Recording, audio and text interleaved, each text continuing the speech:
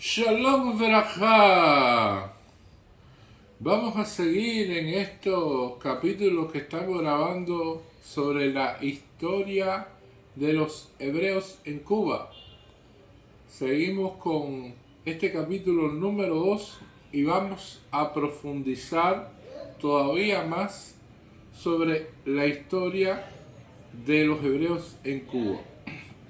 Habíamos visto en la primera parte que habíamos hablado sobre la historia de los hebreos en Cuba, habíamos utilizado la enciclopedia judaica castellana de acuerdo a lo que trae escrito, la cual está basada mayoritariamente en los escritos de Meyer Casolin del año 1894 en su libro que se titula Cristóbal Colón y la participación de los judíos en los descubrimientos españoles y portugueses.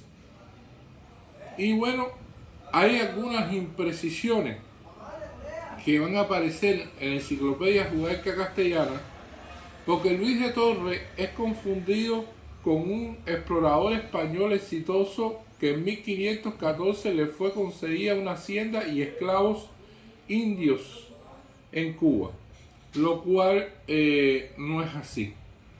Lo que sí es completamente cierto para todas las versiones, y todos estos temas históricos son bastante polémicos, y vamos a hacer el estudio como se estudia generalmente la Guemará, que se toman todas las opiniones, analizamos todos los puntos de vista y vamos a ir viendo un punto de vista con respecto al otro, y vamos a ir descartando distintos escritos. Algunas cosas son leyendas, otras cosas están demostradas, otras cosas están por demostrarse, y el tema es bastante complejo. Habíamos visto que la enciclopedia judaica castellana decía de que Luis de Torres, precisamente el 2 de noviembre de 1492, Colón lo envió junto con otro acompañante. Podemos precisar en este momento que Luis de Torres estuvo enviado a tierra con el marinero Rodrigo de Jerez. Rodrigo de Jerez, para muchos historiadores, es también un judío converso, o sea, una persona que era de extrema confianza de Cristóbal Colón, que ya Colón había estado en su casa, habían convivido, tenían una historia juntos, y para algunos escritos que han hecho historiadores más recientes, ven que Rodrigo de Jerez, además de ser judío, también era una persona de confianza de Colón, que más que por sus habilidades de marinero, más que por su capacidad, se pudiera decir, de navegante y cosas así, él fue enviado y fue incluido inclusive en esta expedición de Colón por la amistad tan cercana que tenía con este.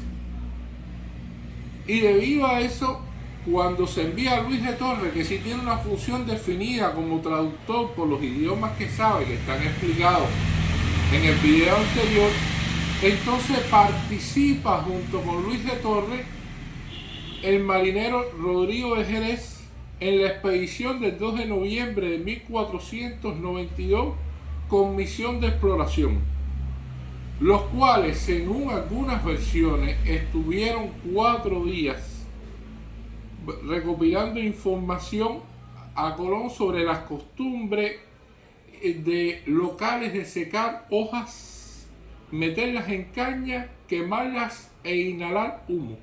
Ese fue el primer encuentro con el tabaco europeo.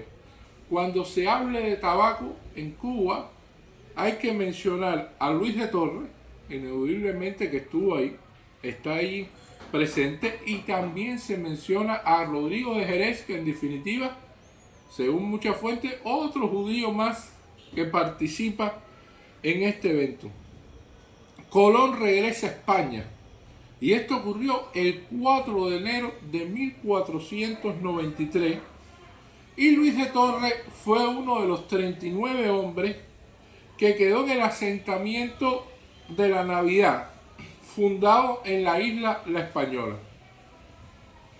Cuando Colón regresa a fin de año descubrió que el asentamiento había sido eliminado a causa de un conflicto que había surgido entre ellos mismos y un ataque indio como represalia por el secuestro por parte de los españoles de mujeres nativas. Eso trajo consigo evidentemente de que hubo tradiciones entre ellos, secuestro de mujeres indias, y bueno, eso trajo la destrucción de ese lugar.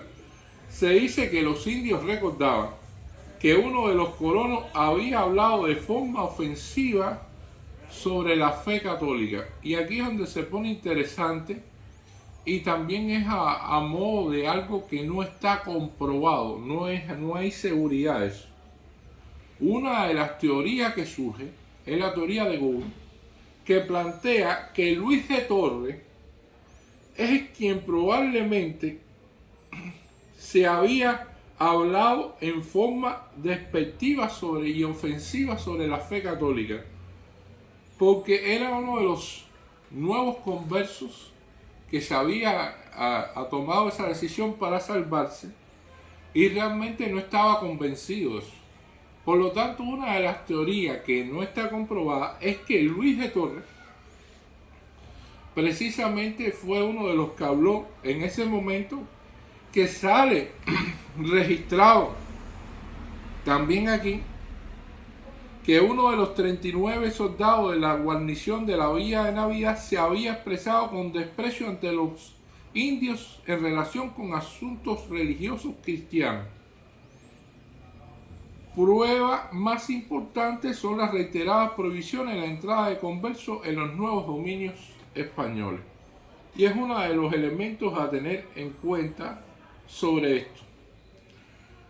La cuestión histórica también plantea de que el 22 de septiembre de 1508, Catalina Sánchez, la viuda de Luis de Torres, reside en Andalucía y le dan un dinero por los servicios prestados por el difunto marido. Y entonces lo que más cerca tenemos como posición es que ya Luis de Torres había fallecido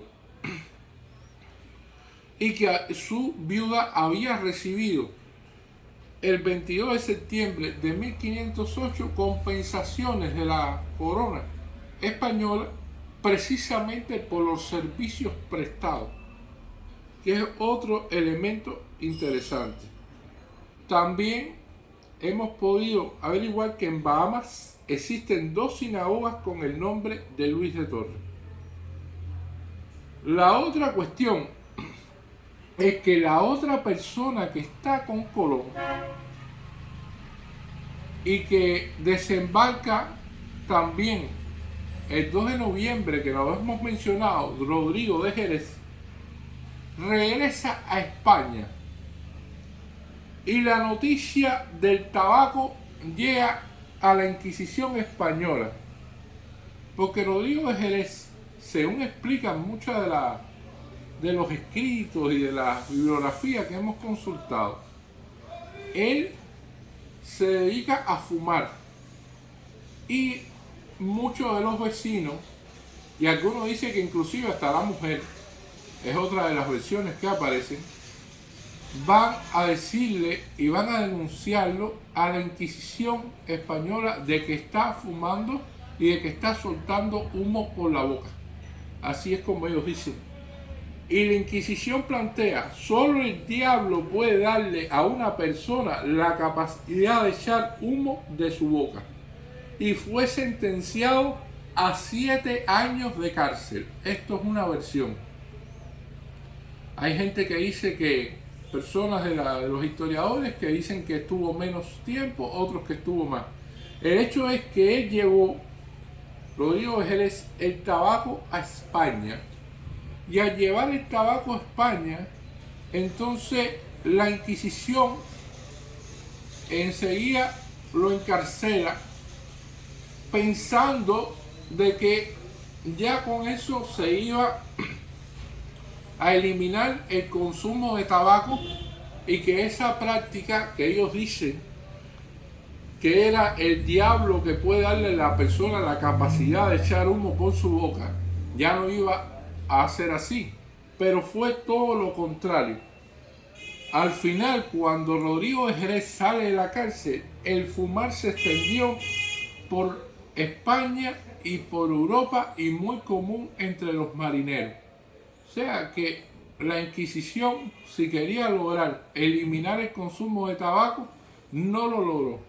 Esto es uno de los elementos muy interesantes en los cuales vemos de que otros judíos, Luis de Torres se encuentra junto con Rodrigo de Jerez, tienen el primer encuentro con el tabaco, pisan por primera vez evidentemente la Cuba y además de eso llevan el tabaco a España. Este hombre es condenado presuntamente a 7 años de cárcel y quizás sea una de las mayores sentencias, según algunos historiadores, que haya tenido una persona por fumar. La otra cuestión son leyendas también que aparecen sobre Luis de Torres, porque hay algunos libros en inglés que dicen que él fue el descubridor del pavo turqui, como se dice en inglés, y que esta forma de llamar el pavo viene de la palabra tuki, que significa loro en hebreo. Estos son leyendas también, esto no está demostrado ni nada por el estilo, pero son elementos interesantes a compartir con ustedes. Queríamos profundizar en algunas cuestiones de la Inquisición española, porque precisamente ha pasado tiempo y queríamos conocer cómo se llega a este proceso de una manera más detallada, de que Colón es financiado y que finalmente, gracias a esa expedición, se descubre Cuba. Y vamos a apoyarnos en este libro de los judíos, el mundo y el dinero, que es la historia económica del pueblo judío. Dice así: Cristóbal Colón sigue explicando a los portugueses la sustentabilidad de su proyecto, ir hacia las Indias por el oeste. Detalle singular: muchos de aquellos con quienes se encuentran son judíos o conversos. Primero en Lisboa, en 1484, el cartógrafo converso Yehuda Crescas, a quien conoce justo antes de presentar su proyecto a Juan II, más tarde pretenderán que el geógrafo le habría mostrado un bosquejo de las costas de un nuevo mundo al oeste. Luego, José Diego Méndez Vecino, otro cartógrafo judío, en corte del rey de Portugal, quien preside un comité de expertos encargados por aquel de evaluar la proposición de Colón.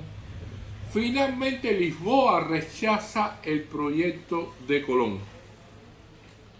En 1485, desalentado, el genovés parte a España. Este año en Guadalupe 52 conversos son quemados como relapsos tras haber sido torturados hasta la muerte. Un rabino, Abraham de Huesca, es quemado vivo por haber hecho circuncidar a conversos. En 1486, Colón conoce en Zaragoza al astrónomo judío Abraham Zacuto, consejero del rey para las expediciones marítimas, que se muestra convencido por el proyecto, pero no tiene la adhesión de los monarcas. Colón entonces busca un financiamiento privado. Curiosa coincidencia, entre otros mecenas posibles, conoce a todos aquellos que de una manera u otra tomaron parte en el homicidio del inquisidor Arbues. Primero, a Luis de la Cerda, conde de Medinaceli, quien a su vez le hace conocer a uno de sus compartes con él, una abuela judía. Sin jamás dejarse capturar, ambos fueron sospechados de ser judíos en secreto. Mendoza preside una comisión real que aprueba los planes de Colón, mientras que Luis de Cerda asedia a los monarcas para que reciban al genovés, y Juan Cabrera, en la intimidad de sus funciones de mayordomo, describe a la pareja real los tesoros que el navegante podría traer a la corona. Lo que estamos viendo es que Colón está rodeado de judíos que están intentando por todos los medios que se lleve a cabo la expedición. En 1486 finalmente Colón es recibido en la corte reunida en Córdoba. Una nueva comisión de expertos presidida por el confesor de la reina de Castilla, Hernando de Talavera, prior de Prado, más tarde arzobispo de Granada, una de cuyas abuelas, como dijimos, es judía, rechaza su proyecto. En 1488, Colón conoce a otro converso, también preocupado tras el homicidio del inquisidor. Se trata de Luis de Santa Ángel, entonces pagador general de Castilla, el hombre más poderoso de España en aquella época. Él sí aprueba sus planes.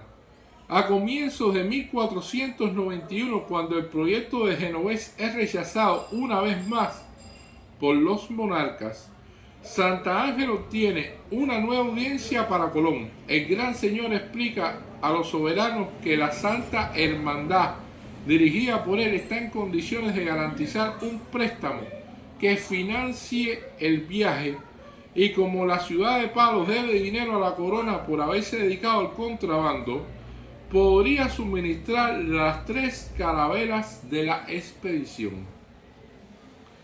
Los reyes católicos se rinden ante su principal financista. Conceden a Colón cartas de misión y carabelas de palos. Hay un signo suplementario, otro marrano, Juan de Coloma, cuya mujer es una caballería, es quien redacta el contrato que firma Colón y los monarcas, en el que se especifica la distribución de las riquezas de las tierras descubiertas. El propio Santa Ángel financia el proyecto de Colón con 17.000 ducados, junto con otros 2 conversos. Alfonso de Caballería, tesorero de Castilla, todavía sospechoso para la Inquisición de judaizar en secreto, y Juan Andrés Cabrera, mayordomo de Fernando, convertidos en Marqués de Moya, que es amigo de Isabel y casi con seguridad también marrano. Las últimas 2 relaciones judías de Colón. Durante la primavera de 1491 conoce en Málaga, quien acaba de ser tomada a los musulmanes, al jefe de la comunidad de Castilla y banquero, Abraham Señor, quien a mediados de 1491 le presenta a don Isá ben Judá Abravanel, el judío portugués tesorero del reino de España, pero este no puede ayudarlo porque está ocupado en algo muy diferente. A mediados de diciembre de 1490, un converso que es detenido porque lo habían sorprendido con una hostia consagrada en sus alforjas, confesó ante la Inquisición bajo tortura que algunos años atrás, un Viernes Santo, en compañía de judíos y otros conversos, habría arrancado el corazón de un niño cristiano después de crucificarlo y haberle puesto una corona de espinas sobre la cabeza. La intrusión de este extravagante proceso, que comienza el 17 de diciembre de 1490, se cierra un año más tarde, el 16 de noviembre de 1491, con una serie de condenas a muerte y ejecuciones. En julio de 1491, Luis de Santa Ángel, pagador general de Castilla, que se hallaba muy comprometido entonces en la organización del proyecto de Colón, también es acusado nuevamente de ser judío en secreto.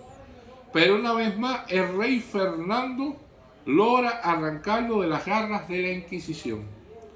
Torquemada quiere acabar de una vez e imponer su decisión a los monarcas.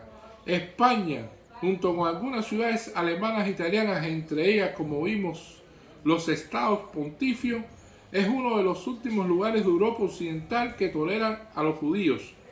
Estos deben partir de España. El martes 20 de marzo de 1492, cuando culmina la triunfal reconquista de Granada, que es ganar a los musulmanes, Torquemada pide al Consejo Real reunido en esa ciudad que acabe con los últimos infieles, dado a los judíos a optar entre conversión y destierro. Ahí está el ultimátum. O destierro o conversión. No puede ser judío. Miembro del Consejo, Luis de Santaage sostiene con coraje que la comunidad judía es económica, moral e intelectualmente necesaria para la nación. Torquemada replica que la herencia judaizante es un tumor maligno que debe ser eliminado. La metáfora de la enfermedad es siempre igualmente eficaz. El 28 de marzo, luego de una semana de reflexión y sin que se sepa exactamente bajo qué circunstancias Fernando cede a Isabel, los soberanos aprueban la expulsión. El 12 de abril de 1492, Isaac Abarbanel, rabino y tesorero de la corte, que acababa de financiar la guerra victoriosa contra los musulmanes, solicita audiencia a los reyes católicos con una delegación de judíos y no judíos, mercaderes, diplomáticos, médicos, banqueros, altos funcionarios, nobles y obispos. Vienen a solicitar la anulación de la decisión. Sin duda, en la práctica proponen comprarla, como tan a menudo ocurrió en el pasado en otras partes de Europa. Pero en este caso la expulsión no está motivada por las necesidades del dinero. Por lo tanto, no hay nada que comprar. La discusión se corta en seco. El martes 1 de mayo, el texto del decreto de la expulsión es exhibido en los dos reinos. Como ocurrió con tanta frecuencia en otras partes durante siglos, el pánico se apodera entonces de las comunidades judías. ¿Qué hacer? No darle importancia como de costumbre. Se tranquilizan desde luego nuestros dirigentes, sobre todo el ras de la corte. Habrá el Señor que es tan poderoso, van a salvarnos. Nosotros no, esos no, ellos no. Luego se impone la duda. Las amenazas se hacen más específicas. Los dirigentes de las comunidades parecen impotentes. Los judíos españoles comprenden entonces que van a padecer el mismo destino que los del resto de Europa, convertirse. Nada más peligroso si luego lo capturan a uno judaizando. Partir, pero ¿a dónde ir? A Portugal, a Navarra. Ahí también amenaza el antisemitismo. Flandes, Italia, Francia, Turquía, Polonia, Jerusalén. En todas partes hay peligros. Grandes señores cristianos de Aragón proponen ocultar a los proscriptos mientras todo se tranquiliza. Están convencidos de lograr, con ayuda de Abraham Señor, la posterior anulación de la expulsión. Otros le sugieren liquidar del mejor modo posible sus propiedades antes de que colapsen los precios y partir no bien puedan. En el mes de mayo se produce el pánico. Los judíos no tienen derecho a llevar consigo ni oro ni plata. Deben liquidar todo a precio vil y pagar muy caro su pasaje a los armadores. En Cádiz, cerca de 8.000 familias judías dilapidan así sus bienes de apuro y negocian su viaje con capitanes muy decididos a hacerles soltar todo el oro que puedan poseer. Todos tratan de llevar sus herramientas de trabajo. Los impresores hacen lo imposible por partir con sus prensas. Las comunidades intentan ayudar a los más pobres. Cuando la de Palencia trata de vender su sinagoga para financiar el viaje de los más indigentes, la municipalidad prohíbe comprarla. A la inversa, cuando la comunidad de Vitoria confía su cementerio a la custodia de la municipalidad, rogándole que se comprometa a nunca construir nada en espera de su retorno, esta acepta suscribir este compromiso que solo romperá inmediatamente después de la Segunda Guerra Mundial. Los reyes católicos, indecisos o cínicos, hacen saber que ponen a esa partida bajo su protección, pero las palabras no cambian nada. La Inquisición, encargada por el poder de supervisar el conjunto de las operaciones, empuja a los judíos a partir y le obstaculiza tanto como puede la ruta de la conversión. El golpe teatral. El martes 5 de junio, el banquero y rabí Abraham Señor, que al organizar el matrimonio de Isabel y Fernando, los ayudó a unificar la península, aquel quien todos esperaban que lograría convencer a los soberanos que pospusieran su decisión, se convierte con gran pompa en la Catedral de Córdoba en presencia de los monarcas. Toma el nombre de Fernando Pérez Coronel, luego se calla y rompe todo contacto con sus allegados. Morirá algunos meses más tarde, y luego de su muerte se descubrirá que siguió judaizando en secreto, que solo se convirtió para proteger mejor a quienes no podían partir. Otro golpe teatral. El domingo 17 de junio, un rabino de Zaragoza, Leví Santo, confiesa bajo tormento que Alfonso de la Caballería, grande de España y vicegobernador de Aragón, cuya familia, según vimos, se convirtió en 1414, uno de aquellos fueron incriminados en el proceso de Arbúez y uno de los financistas de Colón siguió siendo judío en secreto. Liberado, Leví Santo huye a Portugal. Alfonso de la Caballería es asesinado poco después. Entre los judíos el pánico está en su apogeo. Todo ha terminado. Hay que partir, camuflando como sea lo posible los escasos bienes que se tuvo la posibilidad y el tiempo de llevar. Un testigo cristiano, el cura Andrés Bernadels, que no comprende su negativa a convertirse, escribirá poco después: los judíos en España vivían en hogueras y entre ellos habían hombres muy ricos, propietarios, financistas como Abraham Señor, que consolidaban los impuestos de Castilla, y otros que se destacaban en el comercio. Al abandonar esos bienes y ese esplendor y confiarse en las vanas esperanzas de su ceguera, vendieron en pocos meses todo lo que pudieron, dando una casa por un asno, una viña por una pieza de tejido de tela. Antes de partir, casaron entre ellos todos sus hijos mayores de 12 años, para que cada muchacha tuviera la compañía de un marido. El 2 de agosto este año corresponde justamente al 9 de Av, aniversario de la destrucción del primer y segundo templo de Jerusalén. Los últimos judíos españoles abandonan su país por tierra hacia Portugal o Navarra y por mar hacia el Islam marroquí o turco. Apenas salen de los puertos, los barcos de los expulsados son acechados por piratas genoveses y berberiscos que los abordan. Otro testigo, esta vez judío, Yosef Acohen, observa con afectación: los judíos se fueron donde los empujó el viento, a África, Asia, Grecia y Turquía. Agobiantes sufrimientos y dolores agudos los aquejaron. Los marinos genoveses lo trataron con crueldad. Esas criaturas infortunadas morían de desesperación durante su ruta. Los musulmanes lo destripaban para extraer de sus extrañas el oro que habían tragado para ocultarlo, y a otros lo arrojaron al mar.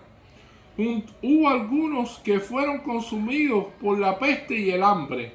Otros fueron desembarcados desnudos por el capitán de la nave en islas desiertas, y aún otros en este año de desgracia fueron vendidos como esclavos en Génova, la soberbia, y en las ciudades sometidas a su obediencia. Pobres y ricos parten juntos, sin bienes o casi sin ellos, sin comprender por qué los echan. En 1496, desde Nápoles, donde se exilió, Isaac Abarbanel da su versión de la decisión de los reyes católicos con extraordinaria y amarga ironía. Para él, Fernando se dio a Isabel por puro capricho místico, así lo ridiculiza.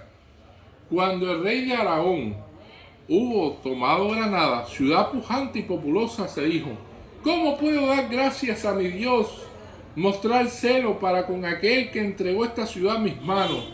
¿Será resguardando bajo sus alas a ese pueblo que camina en la oscuridad, a esa oveja descarriada que es Israel, o echándola hacia otros países sin esperanza de retorno?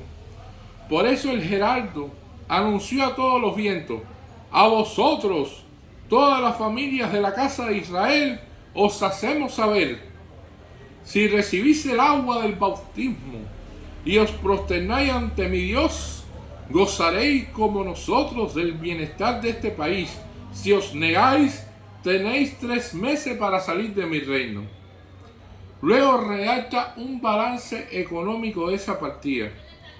Por temor tengo de los cielos y la gloria de la divinidad, declaro que la cantidad de los hijos de Israel en España era de 300.000.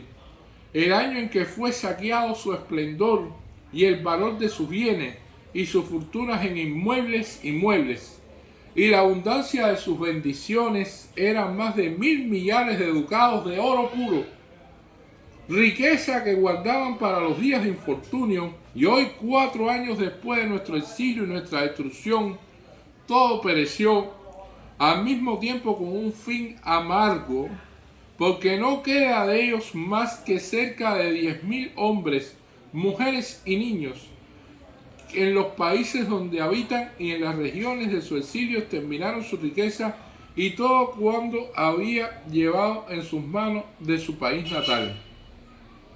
Entonces el reino de España, con el descubrimiento de América y de su oro, cree llegar a su hora de gloria. De hecho, privada de una gran parte de su élite cultural, comercial y administrativa, solo conoce una vitalidad sin futuro, más allá del siglo de oro. La historia de España, más que ninguna otra, muestra hasta qué punto las comunidades judías son útiles para el desarrollo de un país. Y evidentemente vamos a ver que España alcanza enormes riquezas, descubre ese nuevo mundo, pero al final todos los países que recibieron judíos, todos los países que esas comunidades, que es la alta élite, se pudiera decir, cultural, comercial y administrativa, se les va. Y por lo tanto no saben administrar jamás la riqueza que llegan a poseer. De ahí viene después el declive de España posteriormente. Curiosamente, en la actualidad, en España, en la ley 12 del 2015, del 24 de junio, se proclama de que los judíos que son descendientes sefaradíes pueden regresar a España. El rey Felipe VI dice: ¿cuántos os hemos echado de menos? Como si fuera una disculpa, precisamente por este episodio. De los elementos interesantes a tener en cuenta en la enciclopedia de la Inquisición vamos a ver que Tomás de Torquemada, que luchó tanto para expulsar a los judíos de España y de todos los lugares donde pudiera tener dominio, vivió de 1420 a 1498, perteneció a una importante familia judeo-conversa. Ingresó en la Orden de Santo Domingo de Guzmán, profesó en el convento de San Pablo de Valladolid y después pasó al monasterio de Piedrahíta, y en 1474, siendo prior del convento de la Santa Cruz de Segovia, se convirtió en confesor personal de la reina Isabel la Católica. El Papa Sixto IV le nombró inquisidor general de Castilla, Aragón, Valencia y Cataluña. Desde su cargo, Torquemada convirtió con el beneplácito de los reyes católicos a la Inquisición moderna en un instrumento de represión religiosa y política al servicio del Estado. Sus actuaciones al frente del tribunal demostraron la brutalidad de Torquemada, que tomó como modelo la Inquisición medieval, pero adaptada y moldeada a su personalidad intransigente. Torquemada deseaba la unificación religiosa de España y para lograrlo consideraba imprescindible la expulsión de los judíos. Los reyes católicos se resistieron al principio a adoptar esta medida, pero Torquemada movió todos sus resortes de poder para conseguirlo. Los reyes cedieron y primero fueron expulsados los hebreos de Castilla y Aragón, si no se convertían, y en 1492 el resto de los territorios. El balance de Torquemada al frente de la Inquisición se resume, según Henry Kamen, a 2000 ejecuciones. Juan Antonio Llorente, el primer historiador de Santo Oficio, eleva la cifra a 8.800 y 100.000 procesos incoados. Torquemada, en diferentes etapas de su vida, redactó las instrucciones de la Santa Inquisición. En 1493 se retiró al convento de Santo Tomás de Ávila, donde falleció en 1498. Su tumba se excavó en la sala capitular del citado monasterio y sobre ella se colocó una lápida de piedra berroqueña. Por disposición de Domingo de Ulloa, los restos del inquisidor fueron trasladados en 1579 a un túmulo de alabastro de los llamados de cama, donde permanecieron hasta que fueron profanados y quemados en 1836. De los aportes al poder económico de España de los judíos, dice la Enciclopedia de la Inquisición: durante la Edad Media y los siglos posteriores, los judíos ostentaron en España un elevado poder económico gracias al control que ejercían sobre la banca, en especial los préstamos, y sobre el comercio. Los judíos, debido a su mucha riqueza, se convirtieron en un puntal del Estado y como tal levantaron los recelos de los gobernantes, que veían en ellos una amenaza permanente. Para hacerse una idea de la economía de los judíos, merece citarse que patrocinaron la expedición militar de Rodrigo Díaz de Vivar, el Cid, a Valencia. No puede obviarse que desde el siglo IV los judíos hicieron de intermediarios comerciales entre el imperio musulmán y la Europa cristiana e incorporaron nociones precapitalistas en la sociedad feudal. A partir del siglo X, los judíos españoles comerciaron con China mucho antes que lo hicieran viajeros como Marco Polo, para un mejor manejo de las divisas. Los judíos desarrollaron un sistema para transferir deudas y órdenes de pago e impulsaron el comercio y el crédito. Estos factores hicieron que se convirtieran en banqueros de los califas de Bagdad y de muchos reyes de España. O sea que hemos visto el aporte de los judíos a España, la expulsión de los judíos de España, el financiamiento de Colón y una vía precisamente para escapar hacia nuevos dominios, para tratar de profesar la fe sin tanta vigilancia de la Inquisición. Muchas gracias.